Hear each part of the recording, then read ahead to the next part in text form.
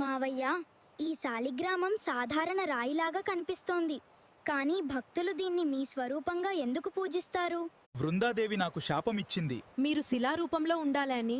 శాపం వల్ల గణేశ, నేను గండకి నదిలో శాలిగ్రామ స్వరూపంగా ప్రత్యక్షమయ్యాను. శాలిగ్రామం సాధారణ రాయి కాదు, అది నా చక్ర తేజస్సుతో పవిత్రమై స్వయంభూ స్వరూపం. గండకి నది పక్కనే హిమాలయాల మధ్య ముక్తినాథ్ క్షేత్రం వెలిసింది. ఓ, అక్కడ గణేశ, నీరు, అగ్ని, గాలి 3 దివ్యతత్వాలు కలిసి ఉంటాయి. మావయ్య, అక్కడ అగ్ని కూడా ఉంటుందా? అవును గణేశ, ముక్తినాథ్లో నీటి మధ్య నుంచి సహజ అగ్ని వెలుగుతూనే ఉంటుంది. భక్తులు దాన్ని నా దివ్య మహిమగా భావిస్తారు. అక్కడ 108 పవిత్ర జలధారలు ఉన్నాయి. భక్తులు ఆ చల్లటి నీటిలో స్నానం చేసి పాప విముక్తి, మోక్షం కోసం ప్రార్థిస్తారు.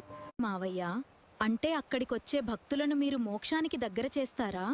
భక్తుడు నిజమైన హృదయంతో నన్ను పిలిస్తే గణేశ, శాలిగ్రామ రూపంలో అయినా, ముక్తినాథ్ క్షేత్రంలో